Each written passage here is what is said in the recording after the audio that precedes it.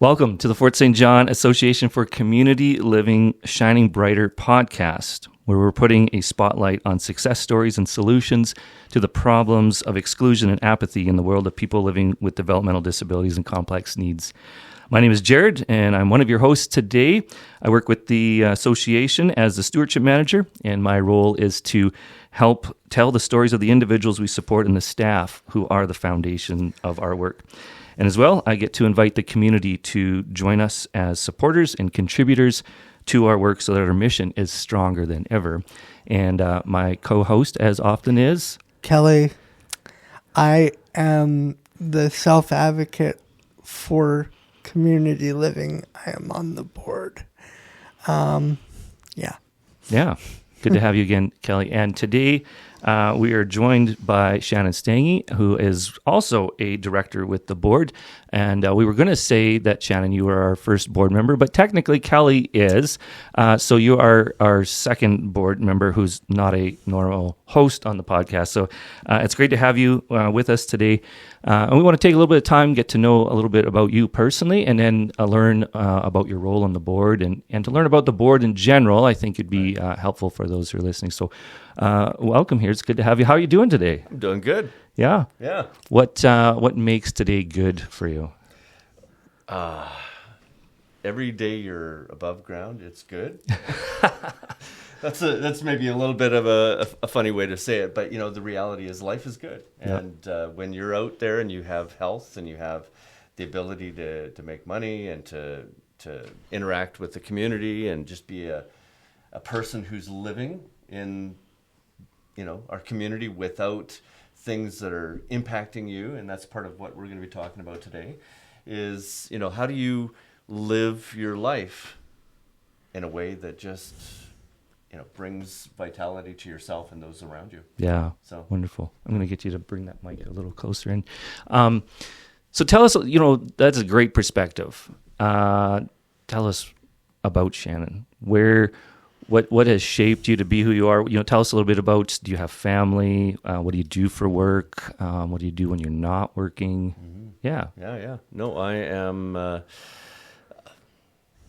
was born up in the region here, up in Fort Nelson, and down here in Fort St. John for a few years, and then the family moved away. And but my dad always stayed up in this area. And so I moved back about 4 years ago to buy the family home off my dad and moved back into the area, and in the process fell in love with Fort St. John and decided to stick around. And that's a little bit about who I am as far as my history. Now, I have a wife, her name is Rita, and we have an adult daughter who lives down in Vancouver, and we are sort of just involved in the community in a lot of different levels. And so I'm on a number of different boards in town and serving the community in different ways. But the thing you asked about work, I'm also responsible for the entire northeastern part of BC for an organization called Northern Innovation Network. You may have all heard of the Northern Angel Summit that was hosted here. Yeah, that's been exciting. Yeah, hey? So I've been spearheading that in this region and introducing Northern Innovation Network to the northeast part of BC. It's been around for a long time, but nobody up in this area has ever heard of it because of they're not having a person hired in this area to actually tell people about it. And it's a tech accelerator. So my background is that I spent 30 years in Vancouver as an entrepreneur. And so I would be starting companies and buying companies and selling companies and sort of doing what most entrepreneurs, my wife says that every 2 years I had to get a new business card, right? So, it's like that was in me. And so when this opportunity came up, it's a nonprofit organization, government funded though. And so we provide supports and funding and mentorship to entrepreneurs who are looking to start up and get either an idea to market or get a product to market that has some sort of a technological aspect to it. So that's sort of the real short nutshell of who I am. Mm-hmm. There you go. Yeah, well, and I know we've got to know each other over the years, and I really appreciate that about you, that you're very community-minded, and you're looking always, where's an opportunity for me to contribute, to give of the things that you have a passion and interest in, and how can you help make the community better. You even took a crack at running to be mayor, right? I did. Yeah, I mean, that was... I was only in town for a year, and I figured I'd give it a shot. And that's ambitious, but why not? And I think that just speaks to the heart of who you are, right? It is, and I think that we're created to serve people, and that's sort of a foundational aspect of who I am. I've been serving nonprofits for a long time, and I've always done it sort of on the side of what I've done for work. And so I've been, building companies and then helping build these nonprofit organizations along the it's ingrained in who I am, that you are not here to accumulate, you're here to give. Yeah. Yeah. And that's a valuable perspective to have for somebody who serves on the board for our organization. Yeah, tell us a little bit about how did you get connected specifically with the Association for Community Living?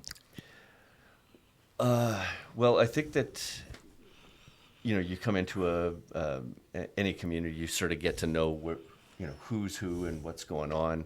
Of course, when I ran for mayor of Fort St. John, that was a crash course, right? I got to know a lot about who was going where and what was happening, and I realized that in that period of time, I discovered the Fort St. John Association for Community Living, because it sort of, I thought that it might have been something that would have helped me with my journey with my father, and we'll probably talk a little bit about that. But that was one of the reasons why I was interested in Fort St. John Association for Community Living, was because of the history that I've had with my own father, who lived here for decades. Mm-hmm. Yeah. We know. I know your dad, and you were his pastor for a period of time out at Charlie Lake. It was really. I mean, he was just such an important figure in welcoming us in, and I think a family reflection of who you are, I think, is representative of who your dad was, is, and what you've learned from him. Kelly, we talked about that you've been on the board. How did you get connected with the board in the first place? It's funny. I was actually nominated by Sarah Hunter to be on the board. So when she comes on later, we can blame her. Yeah. Yeah. Yeah. And were you surprised by that, or was it something that you kind of got excited about? I was surprised, mostly just because I didn't know what to expect. I've never done that before, so I was like, okay, what do I do? What am I supposed to do here? And how long have you been on now? I've been on for, what's it been now? I want to say 3 or 4 years. Okay. Yeah. I'm not positive on that. Yeah. No, that's good. Mm-hmm. And we have such a strong, diverse board. From what I know, it's interesting, right? I'm not directly connected, but I've met all the board members and had different conversations with them, and varying perspectives. Maybe I'd be curious to hear from both of you. What's your take on the board right now? What do you think is going well? Is there anything unique about our board? I would say the only thing that's unique about our board is probably me. But other than that, and Jordan, of course, because Jordan came in after I did, so yeah. What do you think, Shannon? Well,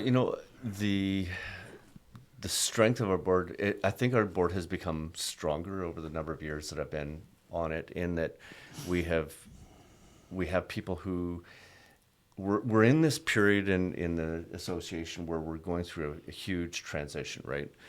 This is one of the reasons why we hired Jordan to come on board and to actually not just carry on what existed before, but actually transform us into something else. And so whenever you make a shift like that into a new direction that you're trying to take an organization, you need new people to provide that sort of guidance and leadership to the CEO. And so I think that what I've seen happen is that we've had a number of people who have joined with very specific capabilities and backgrounds that give us the strength that we need so that we can move into the future in the direction that we're hoping to go to.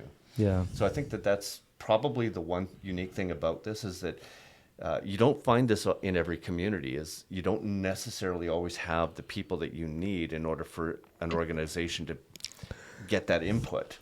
But one thing I found about Fort St. John is that we have a very diverse group of people who are available. Now, not every one of them get tapped on the shoulder, right? And so sometimes you have people sort of saying, from the sidelines, they should have done that. Well, I think the unique thing about what we've got going on right now is that we actually have the people in the room who are providing the guidance that we need. And I think that that's just a real blessing for us. And maybe let's kind of back up on that, because probably not everybody who's listening really understands or knows, why does a nonprofit like ours have a board? What's the role of the board? Yeah. Why do we have these random individuals from the community who meet once a month in secret and have these deep, dark discussions, whatever, right? Oh, let's be honest, it's not secret. Oh, do tell, Kelly. But yeah, tell just share, in kind of layman's terms, what is the board's role? What do they do? Well, there's a misperception about boards amongst the general public, because everyone has this idea that because most people are familiar with a board that's called a working board. Right. And a working board means that they're looking for volunteers who will actually do the work of the organization, right? And that's not the type of board that we're working with, because we're using a model that was developed by a guy named Carver, and so it's quite often called the Carver model, but it's a policy board, which means that, and if you want to put it in terms of thinking in terms of how the city is run, so the city is run under that same Carver model, in that we hire or we elect a mayor and councilors who are technically the board for the city, and then they hire a CAO, which is Milo McDonald, right? Yep. And he hires all the staff and he runs the city. And whatever he does, he's responsible for to the council. Yep. And so that is the exact model that we're using here at the Fort St. John Association for Community Living. And most organizations that have an executive director or a CEO in place use that same model, where the board is there to provide guidance and vision and values and direction to the CEO or the executive director, and then they're hands off. Like they don't do the books, they don't answer the phones, they don't show up and put up things for events. We just sit back and we hire staff. The CEO hires staff to do that. Yeah. So that's really the model under which the Fort St. John Association for Community Living operates, which means that the board is there to provide the direction and specifically set the vision for the organization and identify what the values are that the board that they want the CEO to run the organization under. And then and in many ways, sometimes this is where boards can get really they can get off track even if they're using that model, because they get into the weeds sometimes by making policies that say you've got to do this. But in a good board setting, what the board does is it says this is what you can't do. Right. And it sort of sets the boundaries for the CEO, and it simply lays out a map and says, we want you to achieve this goal. Here's what you can't do. Now come back and show us what you're going to do. Yeah. And that's really probably the simplest way of describing how we operate as a board. And I think that's that's helpful, especially for any staff listening who might wonder, who's the CEO's boss, right? We have a supervisor, we have a manager, we have a director that we account to, and they account, up the line to the CEO. But who does he report to? And the answer is the board. That's right. And so he's our only employee. Yeah.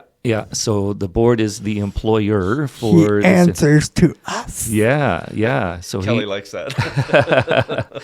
That's right. So what do you want Jordan to do today? Where do I start? And that's another thing to keep in mind, though, is that individual board members, and here's, I'll say this, the board technically does not exist outside of the meetings that we have as a board. That's right.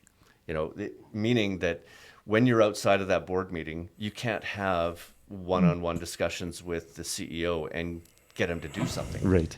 It's not possible because you're not a board member at that point. The only time that the board exists is when we're in the room giving direction to the CEO and saying as a voice, because we have to agree together. Mm-hmm. And let's say that Kelly and I have a disagreement at the board level, and he votes one way and I vote another.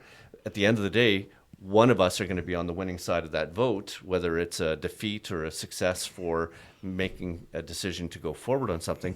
Yeah. But once we leave that boardroom, we don't talk about the fact that we had this disagreement. Right. Yeah. We come as one voice to the public, and we say, this is what the board has decided.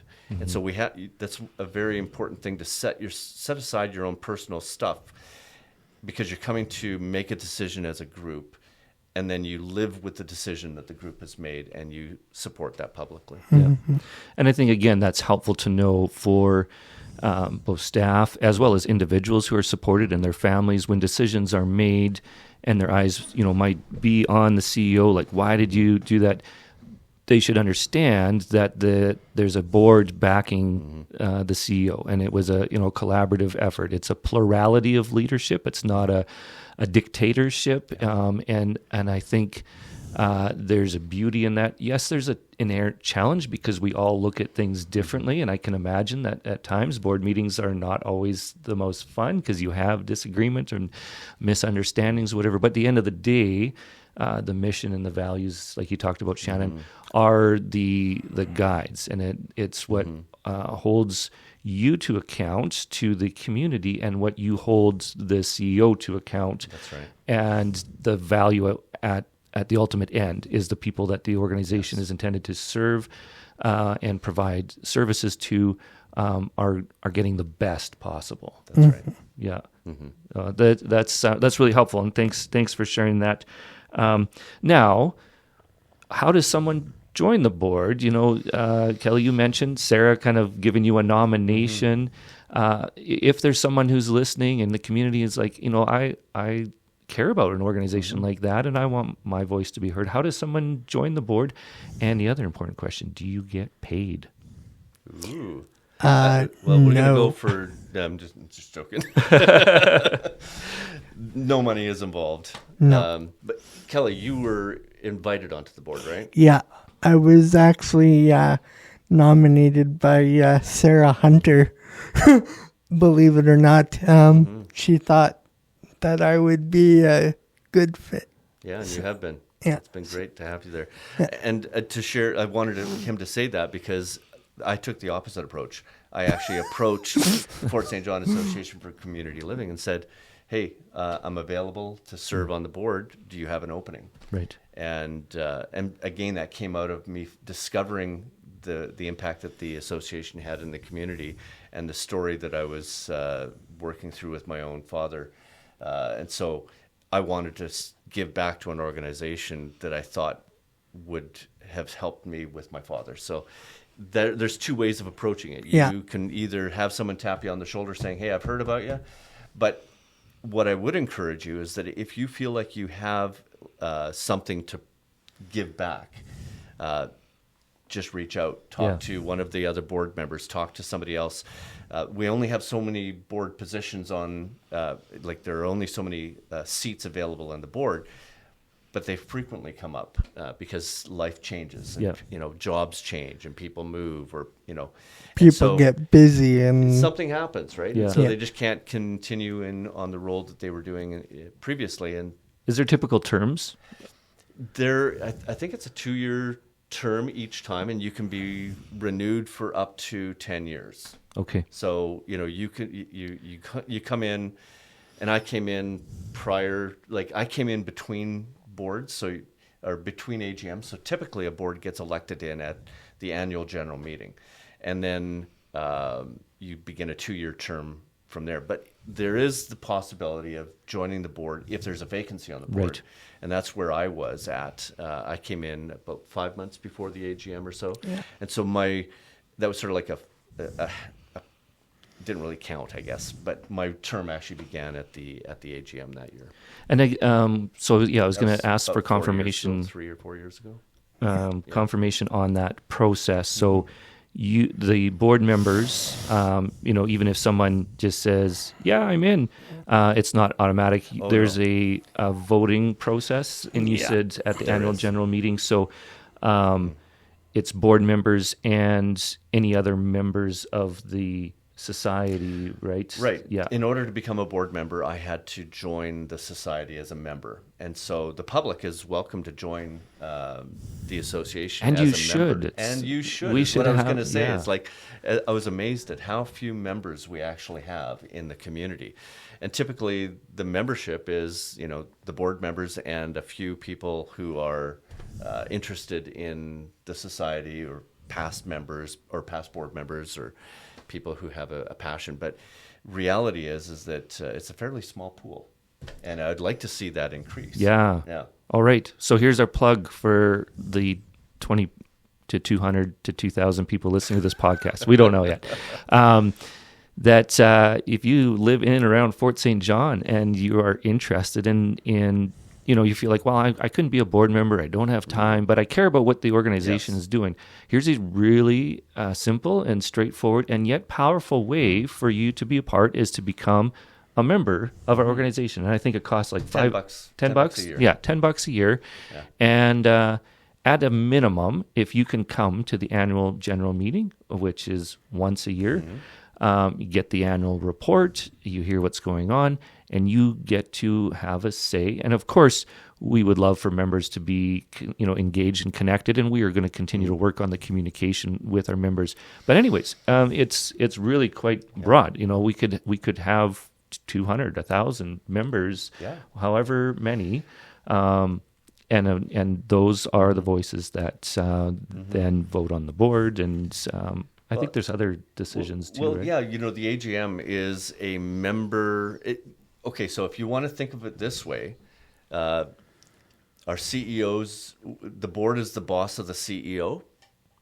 The membership is the Right. boss of the board. Everybody has a boss. Everyone has a boss, Yes. exactly. And Yeah. so, the membership is the one who selects who is going to represent them, and that's what a board is. It's the ones elected to represent people. So, going back to my analogy about the city, right? What does the public do every 4 years? Yeah.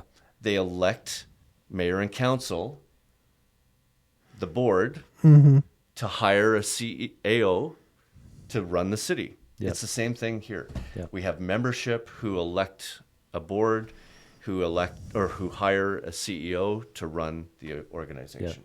So cool. That's good. I hope that makes sense. Hope that's helpful for people. It's a lot of these things are often behind the scenes, but they are really critical, and they are the driving force and really helping to make the board move forward. And talking about moving forward, what are some of the things that the board's working on right now?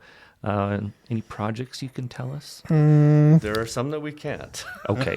Yeah. Fine. We won't pry too hard. But I think that it's become public knowledge that we purchased the old hospital site, the other half of the hospital site where the current seniors housing is being built. What's the name of that? It's Harlan? VRS. VRS. Yeah. Anyways, the VRS site is half of the hospital site. We've actually purchased the other half. And we're in the stage of putting it out to bid. We're doing it through BC Builds. We're going to be building a complex there, a residential complex on the upper floors, commercial on the lower floors, and we have some partnerships which I would like to be able to talk about, but I can't. Pretty soon. Pretty soon. The board ties our hands pretty much. We can't. We tie our own hands, right? Yeah. Which I don't know why we really gotta. Well, I think it comes down to that we don't want to, and this is important for people who are on the board. Mm-hmm. You don't want to take the spotlight away from your CEO. And the CEO is the one who's running the organization. We know stuff because we're telling him, here's what we want you to do, but it's his thing to actually do. And until he makes the decision to go public with something, we can't divulge that information. So it's more of an honor of the protocols and the systems that we have put in place to empower the leadership of our organization. And I think that that's one of the key things about a board is that our primary role is to empower the leadership of the association, primarily through the CEO. And I think, too, in relation to partnerships, sometimes, and I know I've worked in nonprofit a long time, it can feel like things are really slow, and especially for, staff or individuals who are on the end of requiring and needing this support. It's like, why is this taking so long? But when you work with partners, in the end result is that it's stronger, but you might have to be waiting for their board and their decision makers to confirm and sign off on agreements, memorandums of understanding. And so until all parties involved are in agreement, you can't necessarily disclose. It's not a done deal until it's a done deal. Yeah. Speaking as an individual in the association, it can be very frustrating. Yeah. And Kelly, this is why we have you on here. And it's tell us about that. What are some of the frustrations? What do you think would be helpful in trying to alleviate some of that frustration? Honestly, I don't really know. I have no idea. It is frustrating. Yeah. And that's totally fair. And I think sometimes, and again, that's part of this podcast, right, is those who are in those decision-making places need to realize the impacts and to hear it's frustrating. And so if there's something you can do to expedite the process or to come to a conclusion or work through the disagreements, for those who are involved, please do so, because it's not just about you. It's about 1, 5, it's 20, other people's lots of people. lives. Yeah. It's housing, it's programming that are being delayed or non-existent or whatever. Yeah. Well, probably the one thing we can do as board members, we may not be able to divulge what's actually happening, but we can say, just give it a little bit more time. I know something's coming. I can't tell you what, but I know your frustration, and we're working to address that. Yeah. And this was one of my next questions, and again, was how much can you go on it? But what are some of the challenges that the board is facing right now? Well, what's your perspective, Kelly? I've got mine, but I think some of the challenges that we're facing is for one, I find as being an individual is staff. Just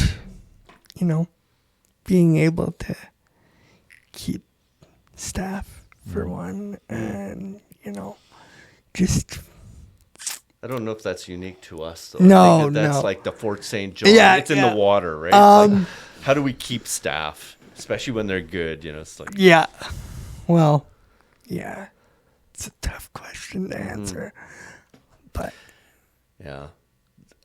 and the question was about the challenges that the boards face. The board is facing. Yeah. So, in my perspective, that's a challenge for our CEO, not the board. I think the real challenge for the board, in my understanding of things, is how do we go through a transition? Yeah. How do we become, in other words, if we want the organization to go in a new direction, that means we have to grow, Well, and right? we have to make these decisions. And the one thing I find is because we have to make these decisions, it's like we have to think very carefully before we decide, because if we make the wrong one, then it's going to be detrimental to the organization, Yeah. So, I mean, our personal growth as a board, I think, is the key thing that we need to work on. And also, I was recently made head of the policy committee, and we've never had a policy committee until now. But, going through 60 years of policies and realizing most of them aren't policies. Right, and they're actually procedures that the organization needs to. In other words, when an organization starts, it's sort of like you're in this state of you don't know what you're going to become, but eventually you grow and you keep growing and you keep growing, but the way you start and operate isn't the way that you can operate and function when you're 60 years in, right? We're 65 now. 65 now. Yeah. So, I mean, we've got 65 years worth of policies that the majority of them, honestly, aren't even policies. And so I'm actually working with our policy committee to divide those and say to Jordan, you take all of these, we're going to call them procedures. Of course, the board is going to be approving all of this, so it's not me making a decision. I just want to be clear on that. But we work at the committee level. We bring it to the board, and we say, you know what? Here's this huge document that has 65 years worth of policies. 85% of them are not policy; they're procedures. We're going to give them to Jordan and let him run with it. Do you agree with that? And they say yes. And then we're going to focus on the 20%, which are real policies, and then we can begin using policy to guide us in our governance. Because that's really what a board does, is that we focus on developing policy that then guides the CEO in his decision-making about how to run the organization. It basically gives him the instruction on what to do. That's right. So can you, in a concise way, differentiate between policy and procedure for those who are like, what's the difference? Why does that matter? Well, for example, a policy would be, remember I said that it's about setting the boundaries? Yeah. Okay. So in other words, if you think about a policy, it's about saying, here's the fence, don't cross over the fence and get killed by the traffic, right? Whereas a procedure says, here's all the things that you can do inside the fence. Yeah. And so let's take a really mundane idea. How do you handle the idea of who you hire, right? The board will say, we want to see a level of, we expect you to hire a level of professional certified people for these, we're not even going to get into the weeds and say these specific roles. We're just saying when you're hiring, we want you to hire the best and brightest and most capable people. Whereas a procedure would say, okay, we need a registered nurse. We need to have an on-call person. We need to have a maintenance person. And here's how they do their jobs, right? And so when you get into the weeds of how you actually run the organization and the type of people that you're hiring, then that becomes a procedure, whereas a policy just is the big framework that says hire professional people. If there are standards that need to be met, we want you to meet these standards in your hiring practices. That's probably the best way of describing it. What were you going to add in there, Ken? Honestly, I forgot now. Just slipped my mind. But yeah, that's good. I think right now we're working on the one procedure to rule them all. But because it needs to be as streamlined and effective, and so really that's meant to be the template that then all procedures will follow and align with. So there's a commonality and a familiarity for all existing staff, all new staff, and that it's centralized. Our admin team is working on records management and filing systems, and all of these things, to a lot of people be like, this is boring, I am tuning out from the podcast. It will help us go for the next 65 years. That's when right. we put the time in to get these things right. And it will allow us to stand out in the community as an excellent organization. And, as the stewardship manager who cares about fundraising, funders will look at the association and say, that's an organization I know when I put my dollars there, it's going to make a difference. Make a difference. Right. And the... my money is going to actually be put to good use. Yeah. So it does all matter. Yeah. Well, a lot of people don't realize that there's like 5 levels of documentation that's required to run any organization. First of all, you have to abide by the law of the land. Yep. Right. So you've got your government laws that are provincial or federal. And then you go into, when you form an organization, you establish what's called a constitution. The Constitution is sort of the mandate for why the organization exists. And then and it's usually just a small little block of text, very, very small, but it defines why the organization exists and what it's sort of the big boundary, right? We are a social organization who helps people who have disabilities become people who live fulfilled lives. I mean, that's sort of the big constitution, and there's a little bit more to it than that. But then what an organization does is it sets in place what are called bylaws. And bylaws are those rules by which the organization functions, meaning how do you elect members? How do you deal with someone who needs to be removed from membership or from the leadership of the organization? What are the terms for the things that happen in the organization? So it's again just that very broad thing. Then you get into that third level, which is policy, and policy is the documentation that we were talking about, which are the guidance from the board to the leader, the executive, on how that person's supposed to run the organization. Again, big picture. And then you get into the procedures, which is that CEO's documentation that he uses to then tell all of the staff, this is what I expect of you, and this is how you will succeed and thrive within this organization. And again, on the collaborative side, he's very dependent on the directors and managers and supervisors that he's overseeing to help construct those procedures so that they are the most practical, so that, again, at the end of the day, the individuals we're supporting get the services as effectively and as efficiently as possible. So and I think where I was going with that big picture was that the board's role in all of this is to make sure that the law and the constitution and the bylaws and the policy are all aligned, so that when we hand it over to the CEO, that person has confidence to move forward with the direction that we give them. Yep. Because you need that alignment between all of those things in order for an organization to really be functioning at a high level. And there's a lot of organizations that are just sort of muddling around, right? And quite often, if you look at what the problem is in the organization, it's because of a misalignment. Mm-hmm. They're not, the board is not fully brought that everything into alignment, so that when it's handed over to the executive, there's clarity, there's authority, there's confidence. Yeah.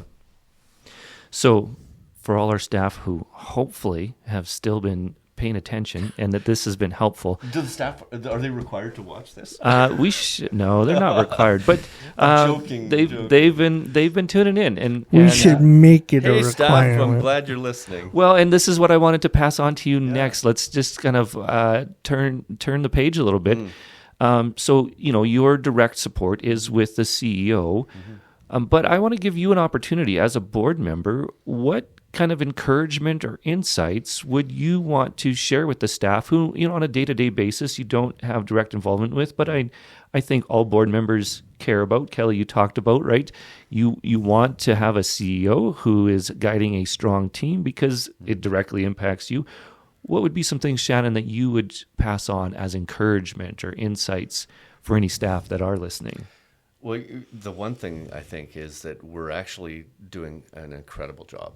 I mean, I've been involved with a lot of organizations over the years, and Fort St. John Association for Community Living, the staff are amazing. Mm-hmm. They really have embraced the vision of what they're doing here, and there's a passion that they carry, and it shows in the work that they do. And so I would just say, you know, we're happy to have you as staff members, and we're grateful that you're part of the team. And every time I see something happening in the organization, I see it done well. And that speaks to not me, doesn't speak to Jordan, it speaks to our staff. Yeah. Right? No, that's neat. Mm-hmm. That's good. Now, in relation to the individuals that we support, Mm-hmm. There's a question we like to ask our guests. Is there a myth that you would like to bust, or helpful information that you would want to pass on that you think would be helpful for people to know? Yeah, the people we serve are normal people. I guess, how else do you say it, right? Mm-hmm. You know, we have challenges with some, in some different ways, but like, I guess here's my thought. Every one of us have a challenge. Yeah. Right? It's just some of us have challenges that aren't physical or mental or visible. Or visible. That's right. And that's a very good point. You know, sometimes people are, you know, handicapped in the way that they handle social situations, and it has nothing to do with anything other than the way that they were brought up. Mm-hmm. Right? And so the ability of people is in what they do with their life, not in what they don't have going for them. Mm-hmm. So I think that would be the best way to describe. Thanks for that. We're going to just flip it and do reverse interview for a quick moment. Are there questions you would like to ask Kelly or myself that would help you in your role as director on the board? Oh my. I don't think so. No. We just gave you this golden opportunity. Oh my. And you wasted it. Oh my. All right. Next question. If something comes to mind. If something comes to mind, I'll throw it out there. Yeah. Here's a fun one. If you had a dream for the association that would come true in 5 years, what would it be? That we would become an organization that is more holistic in our approach to supporting people in the community. And what I mean by that is, like right now we are limited by our funders in the types of things that we're able to provide for people in the community.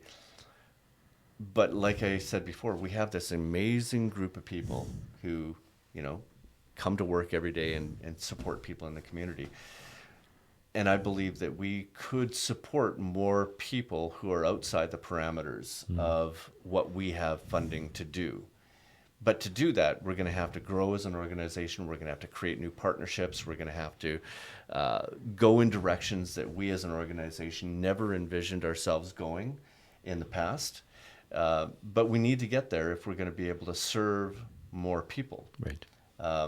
And a part of that comes back to my story with my dad. Yeah. Right, because my father, he's challenged, right? And yet here he lived in the community. People who know him, they would never have suspected that he struggled with mental illness, but he did, and he does. He's still alive, and he's living out in Alberta now. But the challenge I had with him up in this area is that as a man who was in his senior years, who had never been diagnosed, who had never sought medical help for the things he has. And of course, in his mind, he doesn't have a problem. Right. And that's typical of people who have mental challenges, is that they don't think that they have those challenges, but everyone around them can see that they do. And yet, it was almost impossible for me to get him the help that I needed for him while he was here living on his own after his wife had passed away. And if I could see something for the future, I would see us as an organization not becoming an organization that helps just that group of people, but expands our services to help people beyond what we're currently funded for. Yeah. And so I guess that would be a roundabout way of saying my vision for the future is that we would support a broader group of people and fill in the gaps that are currently there in our existing systems for support.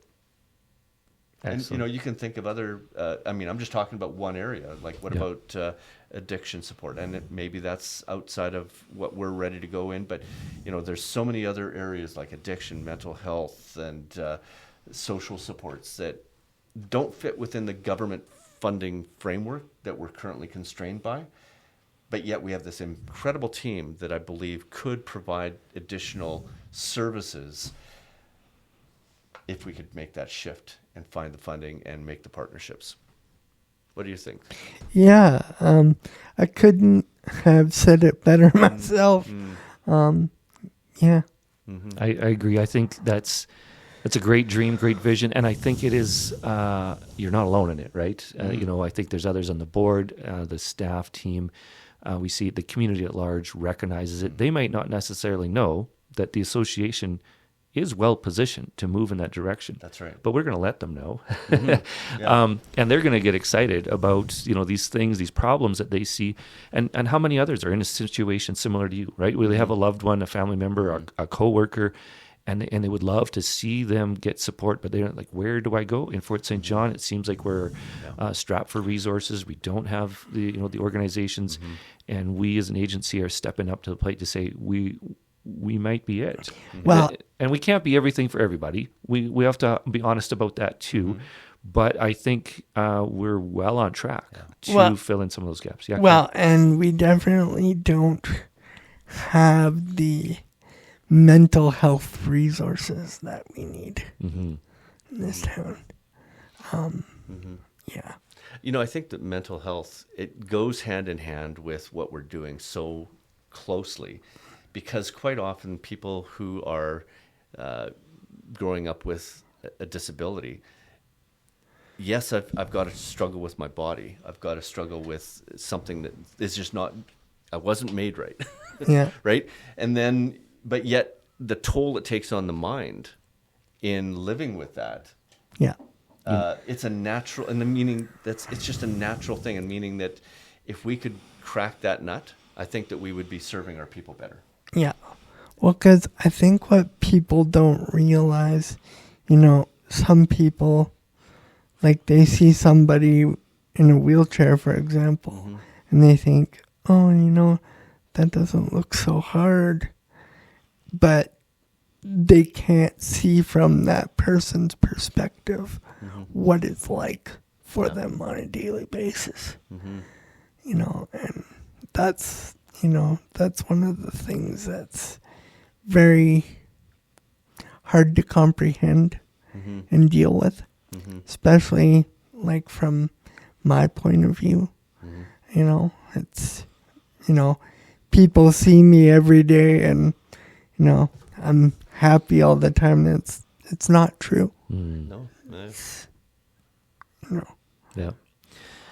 And again, back to what we talked about earlier, if we could just disclose a few more things. There's some exciting partnerships that I know are in the works in relation to this exact needs, and we'll look forward to the day those are confirmed and finalized. We're definitely, as an organization, thinking that direction. Even our new community center, it's so exciting that we have designated counseling space in that community center. And we look forward to the day we have either our own or contract counselors available to meet with people and to support them, give them the tools and resources for those mental health challenges. And so, we're gonna see your dream come true, Shannon. Well, and it's not even a magic wand. It's and it's interesting because I'm 3 or 4 years in as a board member. When I came on, that was my vision, and it just fell flat. Right, because of where we were at as a board, we weren't ready for that idea. We weren't, No. And so I just had to hold on to it and just say, well, I'm going to continue serving anyways.